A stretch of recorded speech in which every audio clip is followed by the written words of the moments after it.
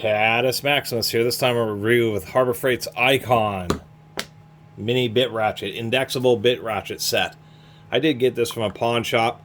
It was 20 bucks. Figured why not. Harbor Freight charges $45 standard price on the shelf, so you would want to get use some type of coupon or something. I don't buy many of, especially like new Harbor Freight stuff, because you're kind of curious on how it shows up at a pawn shop new. But you know, it caught my eye, and I wasn't certainly going to pay $45 for one of these. But I've had probably a dozen comments on various videos. People seem to love this. There's hundreds of reviews on Harbor Freight's website, so they are selling these. But I can tell you, I'm glad I only paid 20 bucks for it, because it has, you know, it overall seems like a somewhat decent set. You have quite a selection of Torx bits. All the larger ones are pin and socket security compatible, which is nice. Smallest one is actually T6, which is pretty darn tiny. You can take apart hard drives, going all the way up to T40. Then we have a 9-piece metric set going all the way up to, say, 8mm here. The smallest one being whatever that is, 1.5mm. So pretty nice selection. Nice little chrome plated 1/4-inch drive socket adapter. It is double injection molded, so they're just using the friction of the rubber in order to keep these bits in place. The bits are pretty nice. They're not the nicest I've ever seen. The nicest bits I've ever seen are these. I don't know where they came from, but these are just some incredible little bits that actually have knurling on them, so you get a good grip and actually spin stuff out. Never seen bits that have knurling on them, so they're not the absolute nicest. I will say that this extension does look like it's one-piece forged. Does seem pretty nice. It's curious that it actually has little notches there, retention notches way at the bottom of the extension. I don't know why that is. Magnetic. Seems pretty decent. They advertise using the extension as a pass-through. And this is my first big criticism of this, is how they prevent, let me get a smaller bit here, how they're preventing the bits from pushing through the head is right here with this white dot. There's just a little bit of a bump, a little bit of a deformation in the hex that prevents it. It can be hard to get some of these bits out. That prevents the bit from pushing through. And I've read that some people have had issues where that little bump, that little deviation there, I don't know if I can really... Oh. There, you can just see the little bump down in there, where that either wears out or is misformed, and so the bit can push through the ratchet head.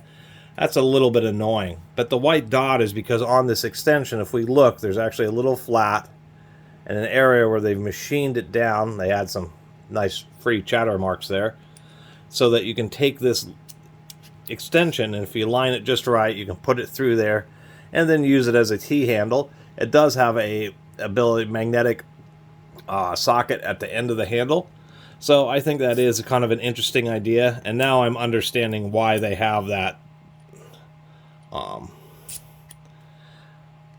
little retention clip, is to actually keep the T-handle held in place when you're using it as a T-handle. So figured that out already. But I just don't see, if you really use it a lot, how that little bump that's in there will really hold up. There's like 500 reviews, so apparently for a lot of people it is. It just seems that they could have made it just a little bit more, a slightly different design, maybe had 2 bumps or something in there, just to make it a little bit more robust. Other than that, you know, it seems pretty well made. Although there is not even any laser etching, so I wonder, you know, I've been looking around. I'm sure one day I'll find who's making this. But it doesn't even say have laser etched icon on it, which seems a little bit strange. It is going to be a kind of like more modern pair head ratchets. There's going to be a sliding pawl here. It's just a miniaturized version. I don't really like taking these apart, because the clip is dual purpose. You can just see, maybe if I spin it around this way, you can just see where that clip, there's some cutouts, and that's what the sides of this clip or dive into the anvil, and that's what provides the retention. As retention for the bits, at the same time keeping the anvil in the ratchet head. But I've taken these apart before, and prying the clip apart far enough to actually get it out, I've oftentimes had it bend and never can really seem to get it back the same way it was. But you can take it apart. It just takes, you just got to get a little pick in there.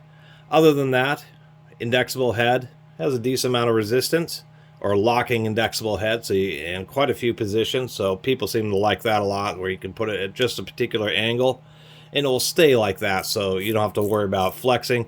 And that having it locking does make sense when you're using as a bit driver, because many times, say when you're using a Phillips, you really need to push down quite a bit on it, and so you don't want to have just a normal flex head, because it'll just be flexing all over the place. Other than that,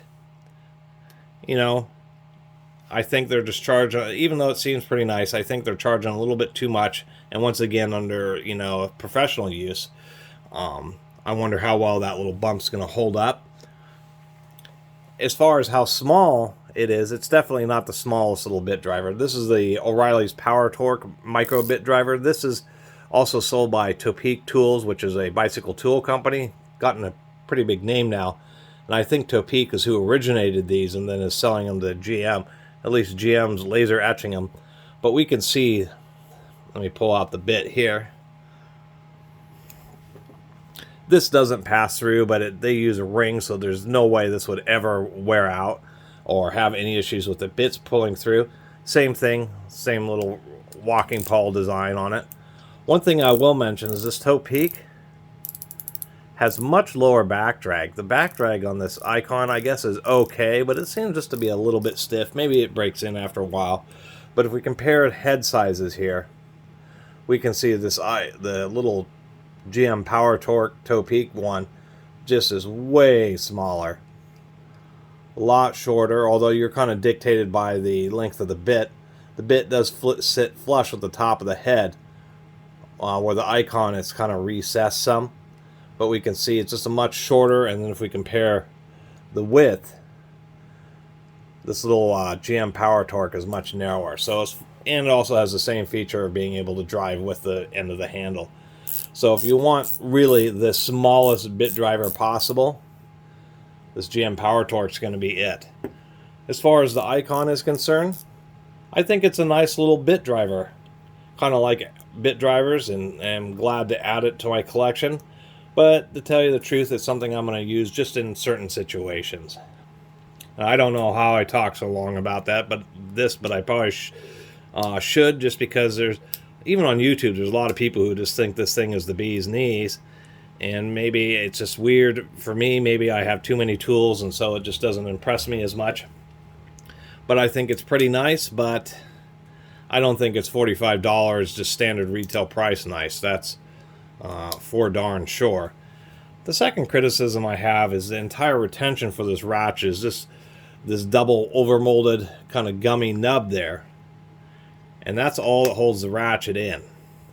And I would have liked to see like a plastic clip or some other kind of design, because that over time, even now, it doesn't really hold super great. I mean,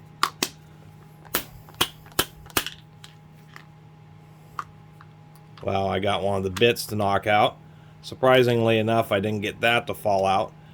And what I'm realizing is I was really worried about the ratchet actually just getting loose and starting to float around the case. But what we can see here is how tall these plastic bits are, where they're flush here. This little piece actually is sitting on top of the ratchet head, so it actually prevents the ratchet from coming loose and floating around the case. So I'll give them credit for that. It does have a nice little metal latch that is spring-loaded, latches pretty well. Not a lot else to say about it. Just a way too long of a video about a little icon bit ratchet set, but definitely want to have a few words about it. Just so many people have been telling me I should review this. I mean, I need to figure out a better way of searching my comments, but I know I've received at least a dozen comments about this little ratchet set. And I do think it's neat, do think it's cool. Does come with a nice variety of bits, but once again, I'm just not super impressed for $45. I think it's